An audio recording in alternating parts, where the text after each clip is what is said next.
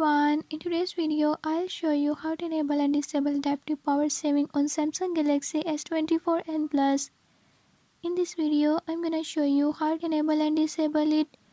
Before I start, if you are new to my channel, don't forget to subscribe and hit the bell icon. Watch complete video and learn how you can do it. Let's watch the video.